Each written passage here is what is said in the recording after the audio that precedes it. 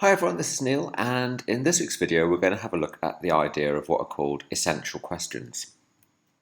And essential questions are really useful when we're faced with either larger groups of students or when we're faced with having to deal with subjects that are very content heavy, and particularly when that content is perceived by students either as quite dry and very factual, or it's perceived by them as being really complicated and difficult to get their heads around. Now, obviously, fortunately, at BIM, we don't have classrooms that look like this yet, but our group sizes are getting larger, and it's not uncommon now for people to be teaching between 40 and 60 students. The definition of a large group, by the way, in higher education is anything over 15, because once you get over 15, the dynamic of the group changes. So even if you've only got 20 odd students, actually, you need to be thinking in terms of large group dynamics, not small group dynamics. The other thing we know, and I think it's been a real theme through the PG Cert so far, is that we need to decenter content from our teaching. It's not that content isn't important. Content is obviously really important. It's just it's not important enough in and of itself. Coverage is the enemy of understanding, as we know. Too much coverage makes depth very difficult. And the question we should ask ourselves as teachers is never what's today's content. The much more important question is, okay, what do I want my students to do with today's content, and how am I going to help them achieve that?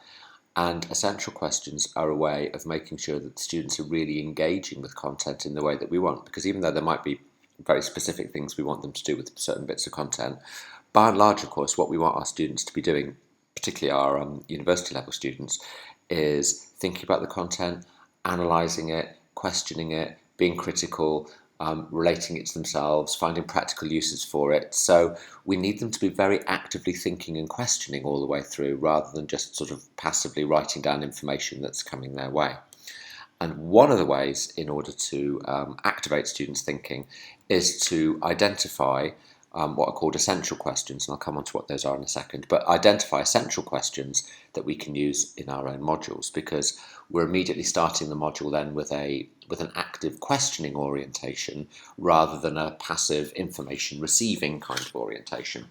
So the task on the blog this week is for you to think about the modules that you're teaching and to identify 2 or 3 essential questions that you can use for each module, questions that are at the heart of what the module's about, and then justify them, just explain why you've picked those as essential questions. So in order to warm up to the idea of essential questions, let's think about this. There are really kind of 4 different kinds of questions that we often use in our teaching. And the first kind would be something that we often use at the beginning of a lesson, and it's a hook. It's a question which is designed to just grab students' interest and spark their curiosity. And I use these quite often in the PG Cert. It might be like a question like, okay, what are the 3 most important things we need to get right as a teacher to make a lesson go well? That's a hook. It's designed to kind of start you off and grab your interest. Then there are questions that we might use throughout a session just to check whether students have understood and followed where we're up to. And these will often have a single correct answer, and you might use them to test recall or understanding. So it would be a question like, what's the key signature of the scale of E major? What sharps are in E major? That's just a simple question. If you're teaching circle of fifths, you're just checking in to see whether students have understood at that point. Then we can use questions called scaffolds, and these are questions which are, it's like kind of Socratic teaching. It's teaching through questioning. So if students are exploring a new topic or a skill, we can lead them to think, we can scaffold their thinking by asking them questions. What would you do next? Why would you do that? What do you think might go wrong? How might you think about that? Those sorts of questions which are scaffolding students' thinking. And then finally, there are these essential questions that we're going to look at today. So I'm going to kind of creep up on these because I'm going to give you 4 sets of examples, as to what makes a question essential. And I'm going to give you examples from some different kinds, different areas of education. And in each area, I'm going to give you an example of a question which is an essential question and an example of a question which is not an essential question. And as you hear these, I'm going to invite you to think about, okay, so what do the essential questions have in common? What's making them essential? So in arts education, an essential question would be something like, how do the arts shape as well as reflect a culture? And a non-essential question would be something like, which artistic symbols were used by the ancient Egyptians? Okay. In science, an essential question would be something like, why and how do scientific theories change? And a non-essential question would be, which enzymes are involved in digestion? You could probably see a pattern emerging here. Let's think about history. Essential question, is there ever a just war? Non-essential question, which key event sparked off World War One? And a final example from languages. Essential question, how can I sound more like a native speaker? Non-essential question, what are some common slang words in French? So even though they might be dressed up differently, what do the essential questions have in common? And they were these.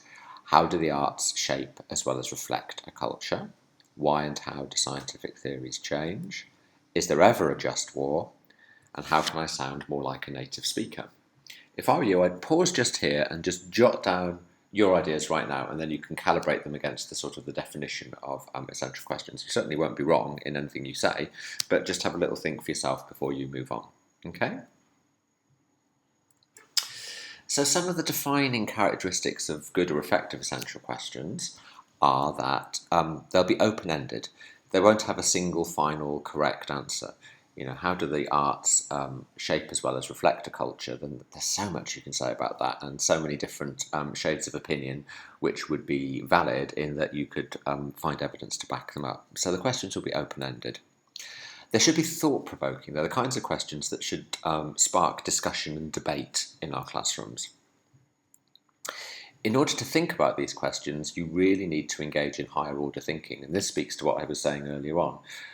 If we want to really engage our students in content-heavy sessions, then we need to engage them in higher order thinking while they're processing the content. So this is getting them analysing, getting them critically thinking, inference, evaluation, prediction, anything that's not just recall. If you think about Bloom's taxonomy, we're trying to relate what we're teaching, and we're trying to relate that content to the sort of the top two columns of Bloom's taxonomy. We're trying to get into analysis, synthesis, and people having their own well-informed opinion about things. Other defining characteristics is that essential questions should be very central. In terms of say, an individual module, there'll be certain questions that should really be at the heart of that module, the kinds of things that you really want students thinking about carefully. So the question should point to some kind of key idea, or across modules in a whole discipline, the questions might point to the transferable ideas. You know, what's the really important thing you're learning in this module that's going to link more broadly to you being successful in your overall degree? So that the questions need to be about something that's really central or important or transferable. They should also raise additional questions and spark further inquiry or independent research. Good essential questions will often give students ideas about what essay title to come up with for themselves, because it'll have sparked their own original trains of thought. You can't answer an essential question without supporting and justifying your answers. Otherwise, it's just pub talk. So a good essential question will need you to have really good evidence to support what you're thinking, because there's more than one answer. So, you know, in order to promote your own answer, you're going to have to be able to justify it. And then finally, and I think this is really important, the question should usefully recur over time. You should be able to use a really good essential question throughout a whole module and come back to it at different points on the course, with people becoming better informed or having better ideas or now knowing more or changing their minds, so that the kind of answers you get will evolve over time. Okay? If you want to read more on developing and using essential questions, then this is the book, Essential Questions by Jay McTighe and Grant Wiggins. It's published by ASCD. Incidentally, it's really worth checking out ASCD. They're an American association, and they publish a lot of really good practical education books, and the books will always contain some theory, but they'll also contain a bunch of practice, and they're very good models actually for how you integrate theory and practice effectively, because they're coming up with suggestions of ways of teaching which are informed by good evidence and good theory. So we really like this, and this particular book came out in 2013, and one of the chapters is up on the blog as well. So in order to model this and get you thinking about how you might then define some essential questions for yourselves, I had a go at defining essential questions for the PG Cert, and what I discovered was you need to sort of go around the loop a couple of times and sort of get there. So my first go of 3 essential questions for the PG Cert was simply, how do people learn? How do expert teachers think? And how do I develop as a teacher? How do people learn? How do expert teachers think? And how do I develop as a teacher? Now, if we look at the checklist, we're looking for questions that are open-ended, thought-provoking, require higher order thinking, point towards key ideas, raise additional questions, would require support and justification of the answers, and will recur over time. So I looked at the 3 questions I had. How do people learn? How do expert teachers think? How do I develop as a teacher? And I thought, to what extent do they fulfill these criteria? And in the light of thinking about that, I had a second go. And my question, how do people learn, morphed into, what is learning and how can I best help it happen? I think I wanted what is learning because it felt like a more fundamental question than how do people learn. That question sort of seems to assume that we know what learning is in a way. So I wanted to get behind it, something more fundamental. And then it felt really important to me because the PG Cert is all about our own practice. In each of the questions, as I revised them, I wanted to sort of involve us as a person in the question a bit more, to make it a bit more personal. So, what is learning and how can I best make it happen? Felt like a richer question that would evolve more over time. How do expert teachers think? I thought, well, I think that's a pretty reasonable question. But on the other hand, it might implicitly suggest that there is one answer. All expert teachers think in a certain kind of a way. So again, I wanted to kind of open up the idea that there's a range of different answers and that we'll do it in different ways. And I wanted to involve us as a person again. So how do I come to think like an expert teacher? And then similarly, how do I develop as a teacher? Well, how do I develop into the best teacher I can be? Because we talk a lot about not being robot teachers on the PG Cert and everyone teaching from who they are. So those I thought were, it's not that I thought the first set of questions were rubbish. I thought they were fine, but I thought they could be improved and refined and get closer to the goals. So right now, for me on the PG Cert, the 3 essential questions that we deal with throughout the course are, what is learning? How can we best help it happen? How do we come to think like expert teachers? And how do we develop into the best teachers we can be? And I think that the PG Cert genuinely does orbit around those questions, although reflecting on the practice of the PG Cert, I think we should actually maybe ask them more explicitly. So let's bring them into the room more. But I think those are the 3 questions, yeah? Which leads me then to ask you, so think about one of your modules. This is a really good exercise to do for every module you teach, actually. But just think about one particular module at the moment. And if you were to allow yourself 3 really essential questions for that particular module, what would they be? And remember, we're looking for questions that are open-ended, thought-provoking, require higher order thinking, will point towards really key ideas, will raise additional questions, need support and justification of the answers, and can usefully come back to them over time because you'll get richer and deeper answers. There's a couple more slides on here which are just some ideas about how you can then use them, but this is like the core thing that you're being asked to do this week. So you'll probably want to pause at this point. And I would also say, don't worry if this takes you 2 or 3 goes at just jotting down some ideas, leaving them for a bit, editing them. Do this over 2 or 3 days and come back to them and see what you think. And then when you're happy, or as happy as you're going to be right now, that you've identified some questions that feel really central and really meaningful, then that's what I'm going to ask you to share on the blog, please.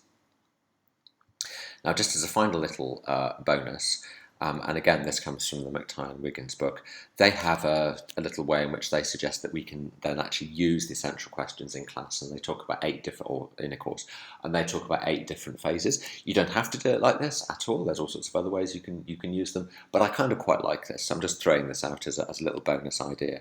So the first one is the one that we're doing right now. We're planning and designing our questions. And then we might want to think about any resources we might need to provide in order to help the students really engage with the question.